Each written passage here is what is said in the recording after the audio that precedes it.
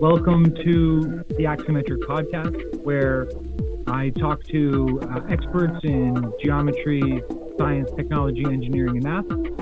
And I'm joined by Wenjie Zhou and Yuanwei Li. What caught my eye and why we're talking today is because of a new study that was published in Science, the Journal of Science. And the question posed by Wenjie was, have you ever wondered if you could tailor-make a swarm of nanoscale Lego blocks and tell them to build themselves into just the architecture you designed? Our study just published in Science shows how geometric principles and flexible DNA ligands can make this a reality. So thank you both for coming on the show to talk about your research and about this work. Yeah, sure. Thank you for Thanks inviting. for having us. First of all, let's take an overview look at what we're talking about. We're talking about tiny little nanotechnology. Now I have on the screen here the supplementary materials for the study, which shows some very, very tiny photographs. So can you please, let's start off by describing what are these photographs? These micrographs were actually taken using the instrument called electron microscopy. So basically, normally how we see stuff is based on based on lights. But at a micro scale, what scientists invented the tool is really utilizing the electrons instead of photons to shoot to the surface of a material and then collect what's coming back, and that is forming what you're seeing in a micrographs. Essentially, a very, very zoomed in image of the nanoscale materials. And so these are very porous materials. What is the porousness? What is that about? Oh, that is a good question. So actually, in this work, we're trying to achieve the dense packing. So what you're observing on the microscopic images are actually only the surface. So what's within these materials are what we understand 100% dense. So that's fully dense. On the other hand, we do have other works where we try to achieve exactly the opposite. We try to build the hollow architecture. That work was led by Yuanwei. Yeah, for this science paper, we built solid or dense architectures, but we can also carve the nanoparticles empty.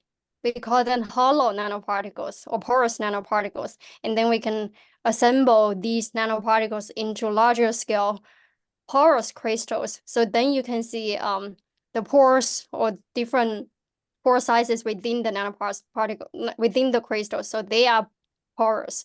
Yeah. I see. So it says I'm looking here in your science paper, published just last week on January 19th, 2024, generating space-filling arrangements of most discrete polyhedra nanostructures of the same shape is not possible. However, if the appropriate individual building blocks are selected, for example, cubes, or multiple shapes of the appropriate dimensions are matched, such as octahedra and tetrahedra, then their pairing interactions are subsequently forced, then space-filling architectures may be possible. And so that is what we have in common in terms of our area of interest. This image, Wenjie's image, popped up here on one of the geometry groups, and my research has a lot to do with octahedra and tetrahedral grid structure, and so I immediately recognized the potential of this. So Wenjie, I'll ask you as well, Yuanwei. Wenjie, how did you get into the geometrical aspects of this area of study? I remember that you mentioned crystallography before. Oh, sure. So actually, my interest in geometry kind of began in a Facebook group. So I joined several groups, including sacred geometry and polyhedra tessellation. And that was when, although during my PhD, I did mainly crystallography. So I thought that would be a very neat combination because those have a lot of things in common. And so I asked myself, why not just combine the both and see what I can do? And how about you, Yuanwei? What brings you into the world of geometry? Yeah, I think my interest was beginning when I saw those actual like octahedral nanoparticles in the lab, and also using those like electron microscopy. So for bigger ones, we can see them using our eyes if we have bigger nanoparticle models. But when we see the nanoscale octahedral nanoparticles under electron microscopy, I feel like, oh, they're pretty. So that's my first interest. And then we employ these geometric principles to the assembly field so that we can better design or inverse design colloidal crystals with desired properties and functions. So as a layman, how is a nanoparticle even made?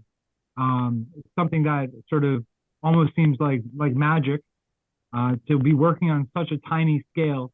What's the process of creating a colloidal crystal, and how does DNA play a role in what we're talking about? Yeah, I guess that's really a two-part question. So first, how we make the tiny blocks, and the second, how we kind of let them assemble themselves together. So I actually the first part question, Yuanwei is the huge expert here.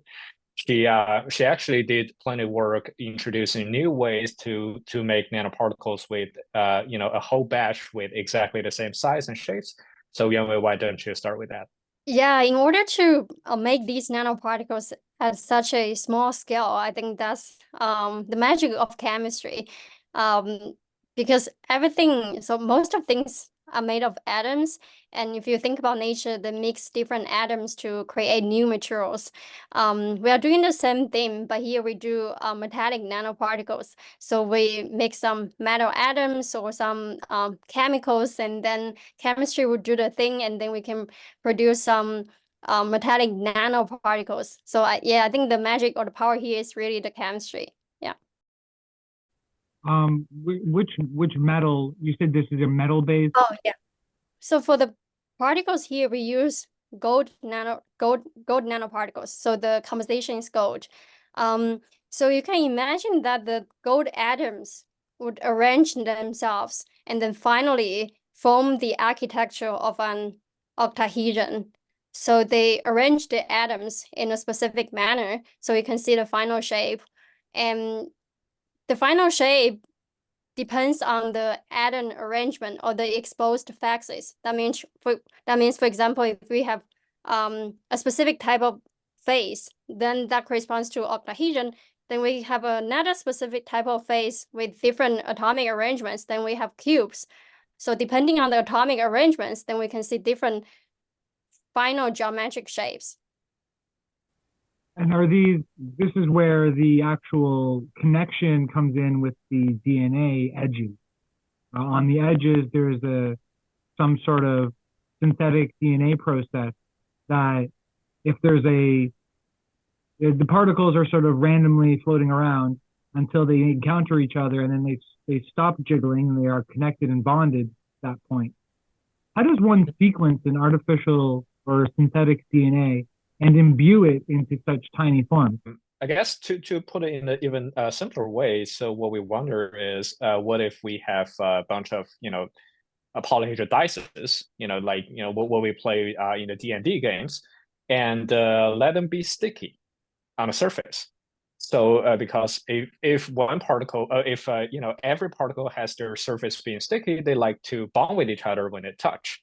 And what's more interesting is actually if we're utilizing DNA here, they're kind of like recognition ligands, so such that we can sort of program how they bond with each other like tiny hands. So in this case, in our Merkin research group where we conducted this research, that research group has just happened to be a very expert group in synthesizing this what we call as oligonucleotides, or commonly referred as very short DNA strands.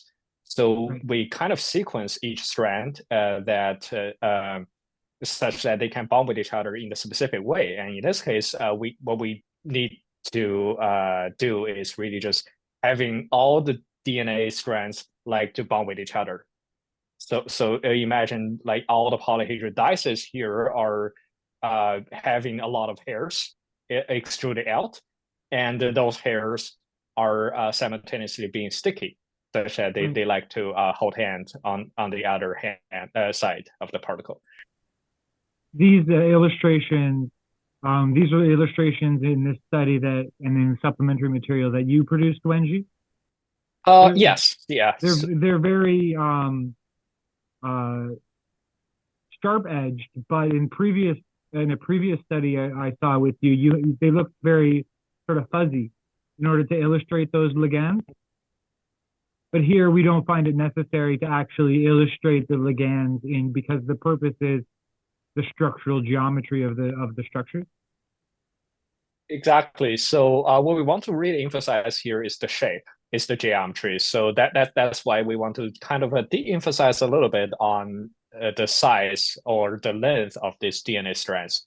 So because if you attach a very long hair, you kind of lose the shape. Mm-hmm. And the stability and strength of it? Not really. So the key here is trying to so if you have longer DNA, you have multiple benefits that kind of includes colloidal stability, which means that your particles are kind of safe in a solution without really just bumping into each other and irreversibly crash. But what we found in this study is actually you can achieve something similar by simply introducing a small region that we called a OEG region or flexor region. It's kind of a synthetic polymer. It's really a DNA polymer hybrid structure that allows us to really just use the small and short strand without sacrificing the colloidal stability. Thereby, we can just allow them to assemble into the same, even much better quality of the colloidal crystal here.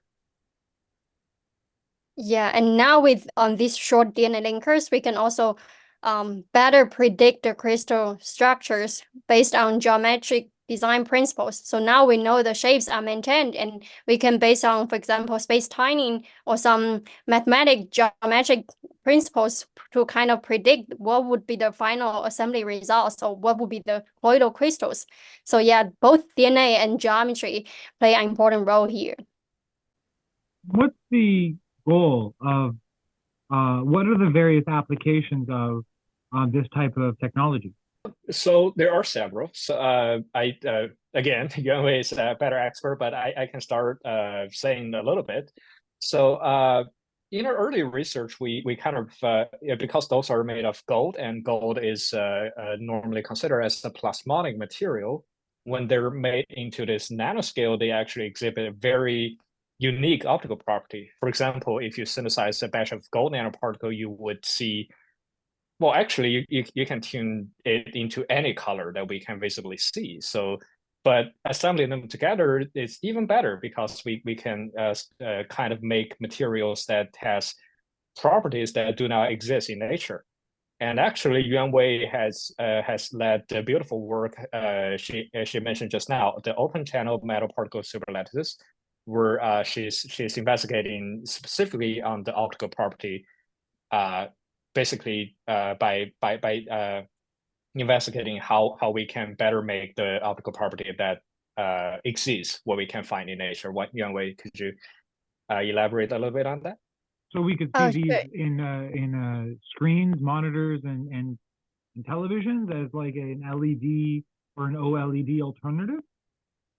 Yeah, we can use them in electronics, for example, in hopefully in display, or like we can, many in electronics. We hopefully one day we can have miniaturized devices.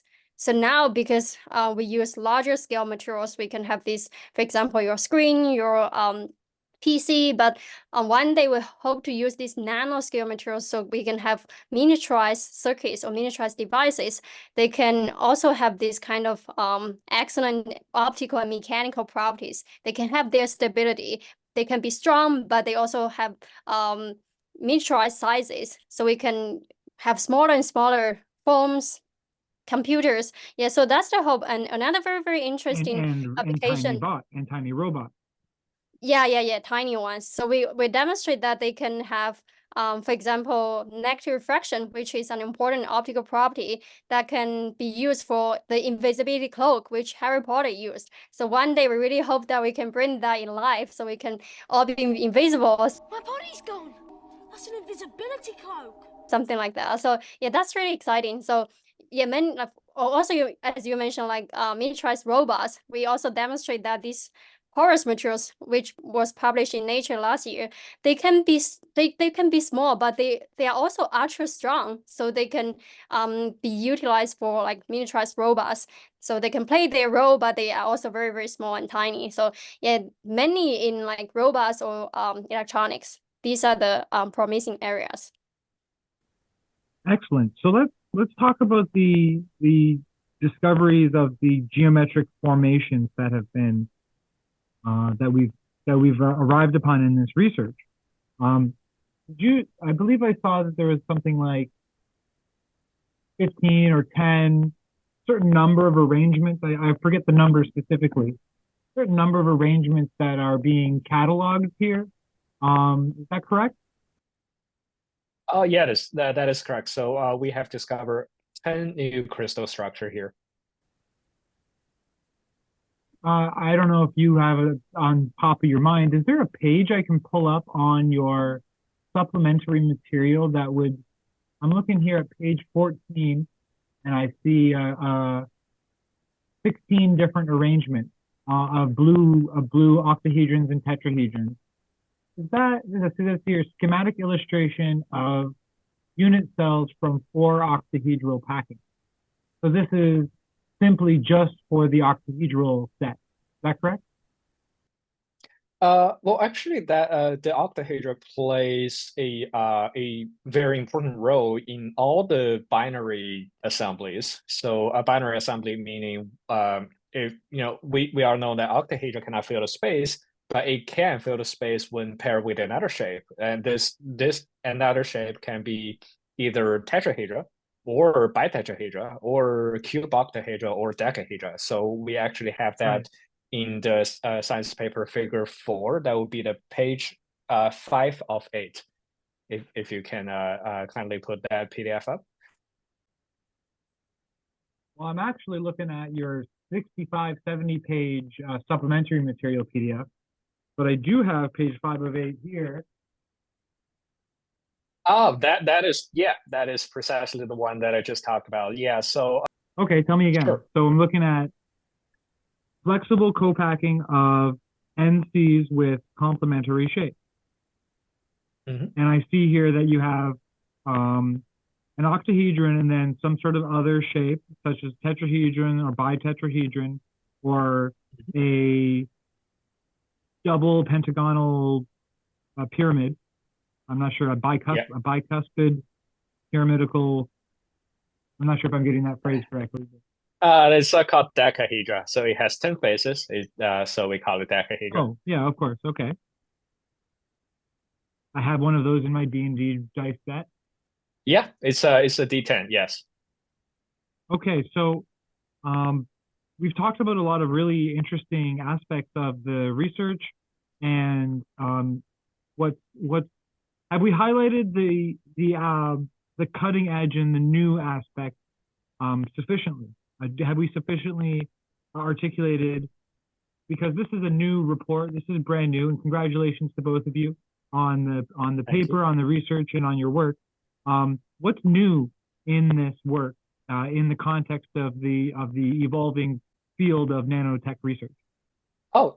So first of all, thank you for the congratulations. And so what's really new about this work is we kind of created the linker, the short DNA that we talk about, and that kind of allows us to assemble any types of polyhedra nanoparticle, and just from a fundamental curiosity standpoint, we can just assemble them together and see what happens.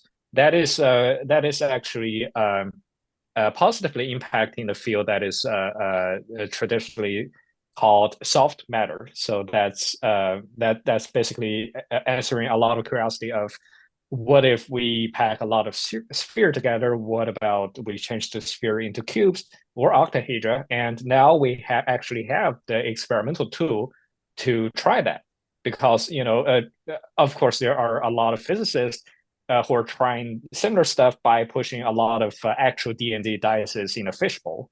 That can achieve something similar, but what's better in nanoscale is the sheer number of these dices can be up to 1 million or 1 billion. So we have a much larger playground, and as new shapes of these nanoparticles being synthesized every day, we can realize a lot of cool experiments that we couldn't do before.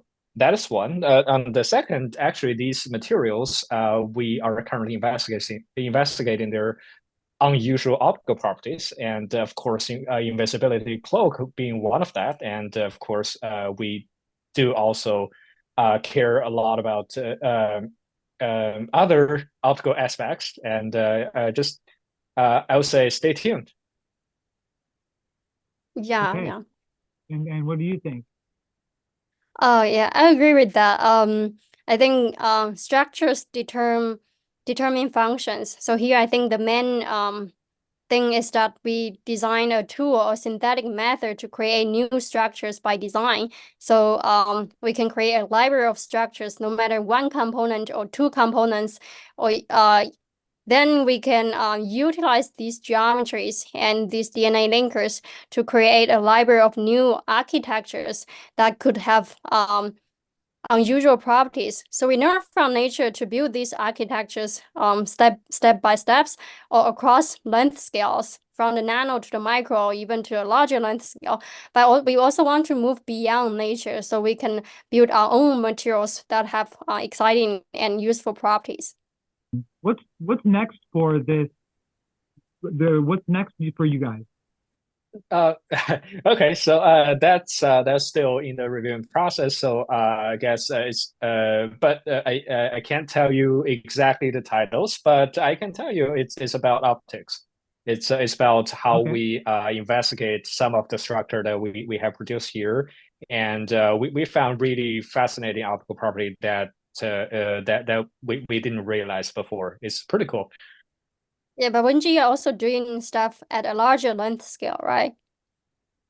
Oh, yes. So after my graduate study, actually, I pivoted into mechanical engineering, because in addition to stuff that are microscopic, where I cannot touch, I also wanted to kind of see what I can do at a tangible scale. So yeah, I'm kind of studying the mechanical nanomaterial right now.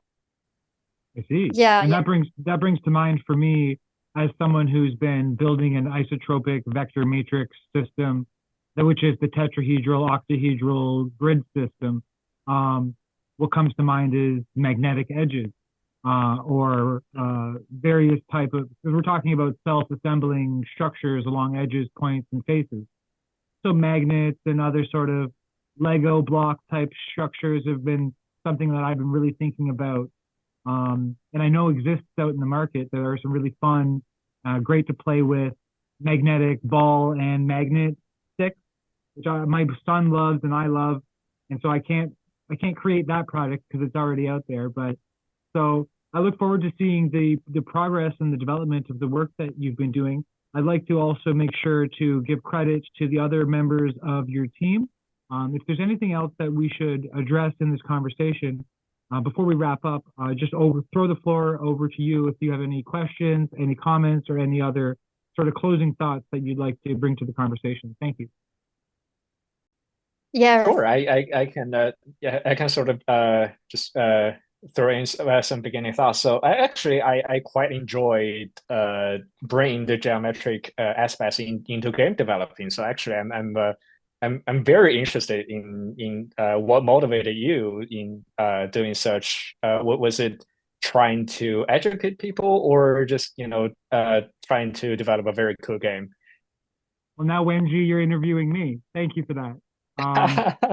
The answer to the question is I had a friend who created sacred geometry art, the flower of life, the seed of life, Metatron's cube, and other similar structures. And I observed them as, well, they were told to me, hey guys, these are codes. And so I really wanted to understand the code. And I began to sort of, because it's a flat, the flower of life is flat, or a lattice of circles, but within it you can derive platonic solids and other polytopes. And I thought that was fascinating. And that fascination, I wanted to create a matrix, like a grid, an array, a matrix that conformed to the isotropic vector matrix, because it didn't make sense to me. The main question I had in my mind is, what's the very middle of that? Is it an octahedron or is it a tetrahedron? And actually, it turns out, guys, that the answer is neither in the structure. The answer is a vector equilibrium, which it consists of 8 tetrahedron and 6 half octahedra. And that was my more recent discoveries, observations, you may say. It's not like I discovered it for myself, but, I finally came to the observation that, and so I have a software that I did. I have a couple games. I don't know if you had a chance to see my games. Did you check those out, Wenjie and Yuanwei? Yeah, I did. You saw Axiometric games, so you kind of know what I'm about with navigating the dihedral angle and so forth. Mm-hmm. Yeah. That's awesome. I guess one of the main reasons I asked this is actually, I'm not sure if you heard about it. There's a very cool scientific game that is called Folded. So that is basically a public game that was developed by the protein team, scientific team that was released to the public actually, and then they published a Nature paper, and also giving credit to all the players. Actually, a lot of players being very creative found new solutions, understanding how protein fold. So I guess my question was really getting at, are you interested in like developing some polyhedra packing games such that we could find new solutions with million and billion public? Absolutely, they're definitely within the scope of my interest. I would love to talk to you more about it.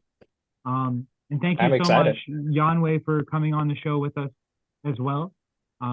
The supplementary material is available on the site, and there will be links in the description of this video.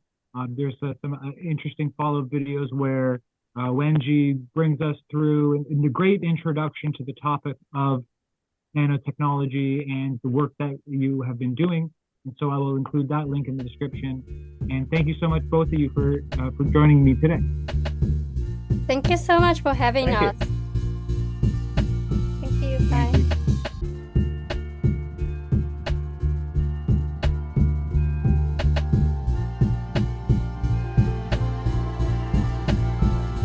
I'm a structural geometer. That's the inspiration for all of my mathematical art and my investigations and research into geometry.